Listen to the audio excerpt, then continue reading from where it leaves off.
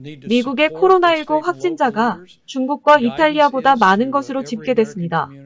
3월 27일 미국 정부가 공식 발표하지는 않았지만 언론과 대학 등에서 자체 집계한 숫자는 이미 중국보다 많습니다. 뉴욕주 등 인구 밀집 지역과 대형 축제를 치른 뉴올리언스의 확진자 수가 가파르게 증가하고 있습니다. 뉴욕주의 경우 하룻밤 사이에 7,000명이 늘어나 37,000명이 넘는 누적 확진자가 발생했습니다. 사망자도 전날 285명에서 385명으로 100명이나 급증했습니다. 이런 가운데 미국 캘리포니아에서 일하는 한 의사가 생생한 현장 소식을 전해왔습니다. 김동수 미국 내과 전문의입니다. 코로나19와 악전고투하는 안타까운 사연을 전하고 있습니다. 이번 월요일 지난 3월 9일 봤던 환자가 계속 상태가 안 좋아 3월 21일 의료기관에 갔다가 코로나19로 확진되어 입원했다는 소식을 들었습니다. 부랴부랴 리버사이드 대학 건강시스템에 연락해서 알아봤더니 코로나 테스트를 4월 중순에야 할 수 있다고 합니다. 다시 몇 번 부탁해서 어제 아침 간신히 예약을 받아갔는데 테스트도 무료가 아닌 300에서 500달러에 의사 진료비도 따로 내야 한다고 하더군요. 그래서 사무실로 그냥 돌아와서 오늘 병원 응급실에 가보았습니다. 제가 의료진에 있어서인지 간단한 질문과 더불어 30분가량 기다렸더니 PA가 나와서 코와 목에서 분비물을 채취하는 검사를 해주었습니다. 검사 비용은 묻지도 않았습니다. 제 환자들에게 들은 내용도 마찬가지였습니다. 기침을 3주 이상 하고 있어 코로나 검사를 해보려고 카운티에 연락했더니 4월 중순에나 예약 날짜를 주더라는 겁니다. 이 환자가 정말 코로나 바이러스에 걸려 있으면 어떻게 하려는지 모르겠습니다. 미국은 트럼프 대통령이 모든 코로나 바이러스 검사는 무료라고 하지만 실제는 그렇지 않아 보였습니다. 결과도 3에서 4일 지나야 나온다고 하더군요. 저도 증상은 없지만 조심하고 마스크를 쓰는데 미국은 아직까지 쉽게 빨리 진단을 못하고 있는 실정입니다. 그 결과로 무증상 보균자를 통해 급속히 확산되고 있는 실정입니다. 오늘로 뉴욕주만 3만 명이 넘었고 미국 전역에서는 6만 명이 넘었습니다. 이대로 가다간 곧 중국 확진자 수를 넘을 기세입니다. 어제 공공의료기관인 카운티 보건센터에 가서 보고 충격을 받았습니다. 그리고 한국의 의료 시스템과 진단의 민첩성, 드라이브스루 등의 창의성, 가격의 합리성 등을 극찬하지 않을 수 없게 되었습니다. 왜 미국이나 유럽 선진국에서 한국의 시스템을 부러워하고 도입하고 싶어 하는지 절실히 깨달았습니다. 이런 세계 최고의 의료보험 시스템을 고마워하지 않고 문제의 문제를 더 만드는 일부 사람들이 있어 마음이 무겁습니다. 물론 현 한국 정부가 100% 잘할 수는 없습니다.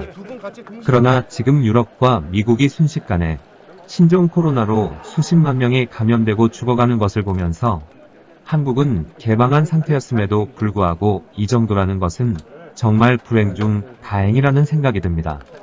뉴욕과 캘리포니아를 포함한 미국 전역이 지금 사회적 거리두기로 힘들어하고 있습니다. 그러나 대부분의 미국민들이 자발적으로 협조하고 있습니다. 보이지 않는 정부의 권위와 의료계의 권고에 협조하고 신뢰하는 마음이 깔려있기 때문이라 생각합니다. 지금 미국에서는 중요하지 않은 사업체 외에는 감염을 줄이기 위해 다 협조하고 있습니다. 그런데 왜 한국은 업체 등이 폐쇄하지 않고 불평하고 협조를 안 하는지 안타깝습니다. 특히 젊은이들이 클럽과 바에 많이 몰려있는 것을 보면 더 걱정스럽습니다. 정부가 하는 권고의 신뢰성이 없어서일까요? 저는 한국 국민들이 정부를 못 믿기보다는 정치가들에 대한 신뢰가 부족해서 이런 현상이 온다고 봅니다. 하루속히 한국이 의료보험이나 진단 시스템만 세계 최고가 아니라 국민과 정부가 서로 신뢰하고 따라가주는 진짜 선진 민주주의 지도자와 국민들이 되었으면 합니다. 미국 방송의 간판격인 ABC 방송까지 나서 굿모닝 아메리카에서 한국의 코로나 대처에 대해 배워야 한다고 목소리를 높였습니다. 미국이 이탈리아 같은 상황이 되지 않기 위해 코로나19 확산을 늦출 방법을 찾는 가운데 아시아에서 긍정적 소식이 들려오고 있습니다. 한국은 미국과 똑같은 날짜에 첫 확진자가 발생했지만 적극적인 초기 대처로 현재 감염 속도를 크게 늦춘 것으로 보입니다. TJ 홈스 하워드가 한국이 어떻게 대처하고 있는지 자세한 소식 전합니다. 한국의 상황은 우리 모두에게 아주 고무적인 뉴스일 수밖에 없습니다. 한국은 코로나19 발생 2달 뒤 상황이 개선되고 있습니다. 미국이 해야만 했던 뭔가를 한 때문인데요. 우리는 그렇게 하지 않았고 지금 그럴 역량이 없을지도 모릅니다. 서구에서 코로나 바이러스가 확산되는 가운데 새로운 희망의 신호가 아시아에서 보이고 있습니다. 특히 한국에서요. 한국에서는 극적인 반전이 이뤄졌습니다. 3월 초에는 확진자 수가 수십 명에서 수천 명 수준으로 급증했습니다. 그러나 지금 몇 주일 전 절정에 이른 뒤에는 하루 신규 확진자가 최저 수준인 64명으로 줄었습니다. 한국은 도시 전체를 봉쇄하지 않았습니다. 전문가들은 사태 초기부터 신속한 대응 조치에 나선 것이 핵심이라고 말합니다. 여기에는 사회적 거리두기, 접촉자 추적, 광범위한 진단검사가 있고 또한 한국은 준비가 되어 있었습니다. 한국은 산소호흡기와 개인 보호 장비를 충분히 확보했고 마스크가 대량 생산되도록 했습니다. 이 모두를 갖춘 방역 대책을 아주 빨리 실행했죠. 한국과 미국은 1월 20일 똑같은 날 코로나19 첫 확진자가 발생했습니다. 그러나 한국은 이후 미국이 하지 않은 일을 했습니다. 한국은 전자장비를 이용해 사람과 바이러스를 추적하는 시스템을 가동했습니다. 한국은 사람들이 어디로 이동하는지, 사회적 거리두기를 위반하는지를 파악하려고 여러 종류의 추적 수단을 활용했습니다. 이렇게 해서 자가격리자가 지침을 어기고 집 밖으로 나와 대중교통을 이용하지는 않는지를 아주 빠르게 알아낼 수 있었습니다. 여기 이런 조치가 어떻게 작동하는지 보여주는 사례가 있습니다.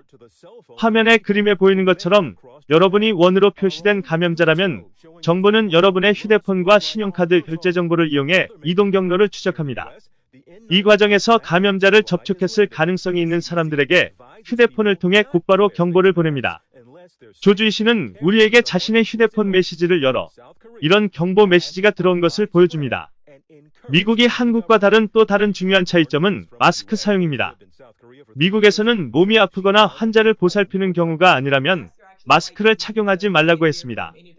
그러나 한국에서는 마스크 사용이 광범위하고 정부가 권하고 있습니다. 3년 전에 미국에서 한국으로 온 모닝 클레이블은 마스크 없이는 외출하지 않는다고 말합니다. 여기에선 마스크 구하기가 굉장히 쉬워요. 편의점이나 약국에 가면 되거든요. 모든 사람들이 마스크를 쓰거든요. 다시 진단검사 문제로 돌아가죠.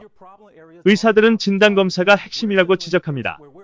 미국에서는 모두가 진단검사를 받을 필요는 없다고 합니다.